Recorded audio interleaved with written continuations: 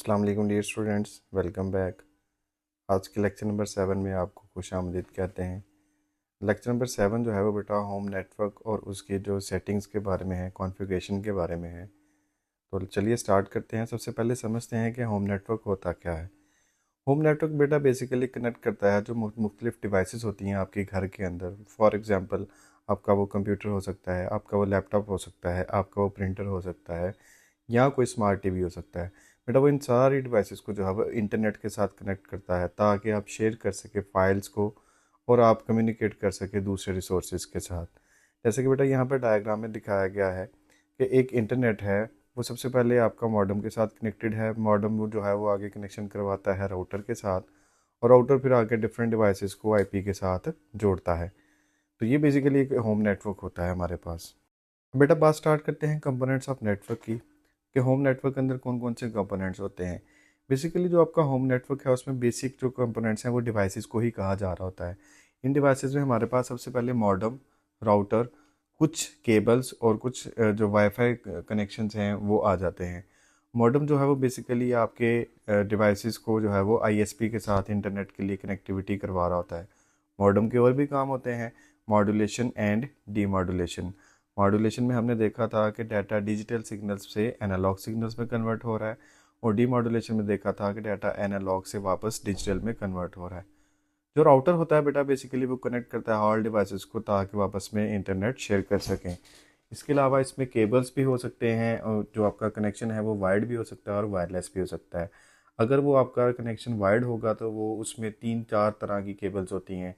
For example उसमें coaxial cable हो सकता है, उसमें ट्विस्टेड पेयर हो सकता है, उसमें फाइबर ऑप्टिक्स हो सकता है जो लेटेस्ट आजकल चल रहा है।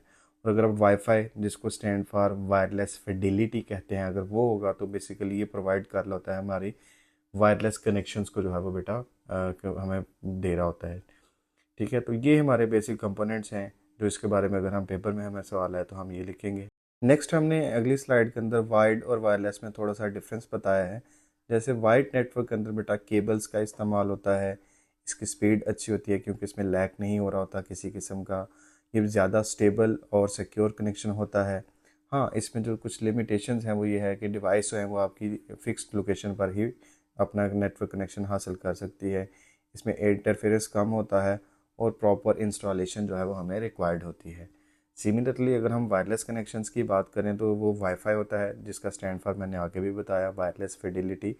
ये कन्वीनियंट है, आप डिवाइसेस को इधर उधर मूवेबल कर सकते हैं, पोर्टेबल कर सकते हैं, और इसमें और ये है कि डिवाइसेस आपकी आसानी से कनेक्ट हो जाती है। अगला जो बड़ा इंपॉर्टेंट टॉपिक है वो बेटा वाईफाई की सिक्योरिटी, वो बहुत अहम होती है। वाईफाई के ऊपर सिक्योरिटी ना लगाएं तो इंट्रूडर्स, हैकर्स जो हैं वो उसको एक्सेस कर सकते हैं। सिक्योरिटी जो है वो बेसिकली हैकर से बचाने के लिए लगाई जाती है ताकि आपका डाटा सेव और प्राइवेट रहे। अच्छा पासवर्ड जो होता है वो अच्छी सिक्योरिटी लगाने के काम आता है। और जब भी हम सिक्योरिटी लगा रहे हो तो हमें कोशिश करनी चाहिए कि हम WPA2 या WPA3 वाली सिक्योरिटी लगाएं। एक पुराना वेरिएंट है WPEP, वो वाली जो सिक्योरिटी है वो हमें नहीं लगानी चाहिए। नेक्स्ट हमारे पास है राउटर की कॉन्फ़िगरेशन। राउटर की कॉन्फ़िगरेशन करने के लिए मैंने अभी यहाँ पर एक पिक्चर ऐड कर दी है। आपको तस्वीर देखकर समझ आ रहा होगा कि जब भी हमने राउटर को कॉन्फ़िगर करना होता है तो हम सबसे पहले उसका एक आईपी एड्रेस होता है जो वेब ब्राउज़र में जाकर लिखते हैं। वो लिखने के बाद हमें एक इंटरफेस शो हो जाएगा। वहाँ पर हम अपना अपना डिफ़ॉल्ट जो यूज़र नेम और पासवर्ड है वो राउटर की बैक साइड पर लिखा होता है, वो लगाएंगे। और वो लगाने के बाद हम जो उसकी कॉन्फ़िगरेशन है वो कर सकेंगे। वाईफाई का नाम जो होता है वो हम रखेंगे, उसका कोई पासवर्ड रखेंगे। और जैसे कि मैंने पहले बताया था, जो सिक्योरिटी है वो या तो आप WPA2 रखेंगे या WPA3। और इसमें आप DHCP या मैक फिल्टरिंग भी कंसिडर कर सकते हैं। WEP आपने कभी भी जो है वो अपनी सिक्योरिटी में नहीं रखना, ताकि वो, चूँकि अब ओल्ड वेरिएंट हो चुका है सिक्योरिटी का। नीचे पिक्चर मैं दोबारा लगा देता हूँ ताकि आपको समझ आ जाए कि आपने अगर लॉगिन करना है तो स्टेप बाय स्टेप आप अपने वाईफाई की, राउटर की जो है वो कॉन्फ़िगरेशन किस तरह से कर सकेंगे। डिफ़ॉल्ट गेटवे बेटा बहुत अहम टॉपिक है। बेसिकली ये एक ऐसा एग्ज़िट पॉइंट होता है आपके लोकल नेटवर्क से टू द इंटरनेट। जो हमने प्राइवेट और पब्लिक वाला आईपी वाला जो कॉन्सेप्ट पढ़ा था पिछले टॉपिक के अंदर, कि राउटर जो होता है वो आपकी इनसाइड द नेटवर्क तमाम डिवाइसेस को प्राइवेट आईपी जो है वो दे देता है। क्योंकि आईपी वेरिएंट 4 के जो 4.29 बिलियन एड्रेसेस हैं वो बहुत महदूद हो जाते हैं अगर हम हर एक डिवाइस को अलग अलग से देते रहें। तो फिर नेट की मदद से, नेटवर्क एड्रेस ट्रांसलेशन की मदद से हम क्या करते हैं कि राउटर के अंदर डिवाइसेस को प्राइवेट आईपी दे देते हैं और वहाँ से सिर्फ एक आईपी जो है वो आईएसपी से कनेक्ट होता है। उस एक आईएसपी को हम जो है वो डिफ़ॉल्ट गेटवे का नाम दे सकते हैं। ये एक एग्ज़िट डोर के तौर पे काम करता है, जिसकी मदद से जो आपके राउटर्स हैं वो अ, अपनी कनेक्टिविटी बनाते हैं अपने नेटवर्क कनेक्शन के साथ। इसी तरीका कार पर एक अलग से हमारे पास टॉपिक है जिसको हम गेस्ट नेटवर्क कहते हैं। गेस्ट नेटवर्क बेसिकली ज़्यादातर हम तब यूज़ करते हैं बेटा जब जहाँ पर हमारे पास विजिटर्स ज़्यादा हों। इसका फ़ायदा ये होता है कि हम विजिटर नेटवर्क को जो है बना के एज अ गेस्ट उसको सिर्फ इंटरनेट की कनेक्टिविटी मुहैया करवाते हैं और वो सिर्फ वहाँ पर हमारी इंटरनेट की कनेक्टिविटी को हासिल कर सकता है, वो कभी भी हमारी मेन डिवाइसेस के साथ कनेक्ट नहीं हो सकता। इसका ये फ़ायदा होता है कि जो इंटरनेट है वो सिर्फ शेयर्ड बेसिस पे जाता है और अगर आप उसको बैंडविड्थ भी पूरी पूरी देना चाहें कंट्रोल करके तो वो भी आप दे सकते हैं। इसके और बहुत सारे फ़ायदे हैं जो कि इधर लगे हुए हैं। इसकी मैं डायग्राम भी आपको रिप्रेजेंट करवा दूंगा। आगे बेटा इंतहाई एक इम्पॉर्टेंट टॉपिक है नेटवर्क डायग्नोस्टिक टूल। बेटा ये ऐसे टूल्स होते हैं जो बेसिकली नेटवर्क में होने वाले कनेक्टिविटी इश्यूज़ को जो है वो डील करते हैं कि अगर हमारा नेटवर्क जो है सही तरीके से कनेक्ट नहीं हो सका तो हम उसको कैसे चेक करेंगे कि हमारे नेटवर्क की कनेक्टिविटी में क्या इश्यूज़ आ रहे हैं। उसमें हमारे पास सबसे पहला टूल जो है वो पिंग का टूल है। पिंग जो है बेटा टेस्ट करता है कनेक्टिविटी को। हम इसमें पैकेट्स भेजते हैं बेसिकली और देखते हैं कि हमारा जितने पैकेट सेंड हुए हैं उतने packets with in the time वापस आए हैं कि नहीं। दूसरे हमारे पास टूल है IP config and if config.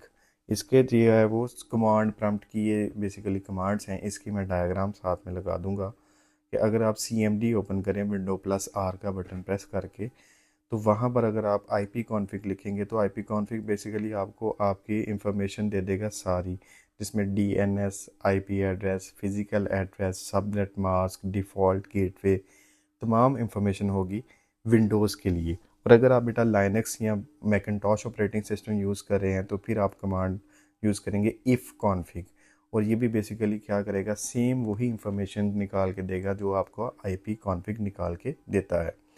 उसके बाद बहुत ही इम्पॉर्टेंट जो है वो टेलनेट, पुटी और सिक्योर शेल जो है वो तीन हमारे पास प्रोटोकॉल्स हैं।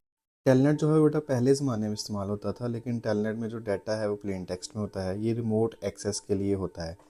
डाटे को जो है वो हैकर्स जो हैं वो आसानी से पढ़ सकते हैं, इसीलिए इस मसले को हल करने के लिए सिक्योर शेल यानी कि SSH बनाया गया था, जो कि डाटे को कम्युनिकेशन को इंक्रिप्शन को बनाता है ताकि डाटा जो कम्युनिकेट हो वो इंक्रिप्टेड होकर दूसरी जगह पर जाए। और जो पुटी है बेटा वो बेसिकली एक रिमोटली एक्सेस लॉगिन है कि जिसमें आप लॉगिन पासवर्ड लगाते हैं। तो इन तीनों में बेसिकली यही डिफरेंस है। इनके पर्पसेस क्या हैं कि आप नेटवर्क के प्रॉब्लम्स को अच्छे तरीके से देख सकें, इनके कनेक्शंस को अच्छे तरीके से देख सकें, ये जो आपके इश्यूज़ आ रहे हैं ट्रबल शूटिंग वाले उनको ठीक तरह से देख सकें। पिंग, आईपी कॉन्फ़िग, टेलनेट, पुटी और SSH, इनकी जो अंडरस्टैंडिंग डायग्राम्स हैं बेटा वो मैं अभी इनके ऊपर लगा दूंगा ताकि आप इनको अच्छे तरीके से समझ सकें। और जिस भी टॉपिक की आपको समझ आए कमेंट सेक्शन में हमारे से वो क्वेश्चन पूछ सकते हैं। मैं उम्मीद करता हूँ कि बेटा आपको इन टॉपिक्स के अच्छे तरीके से समझ आई होगी।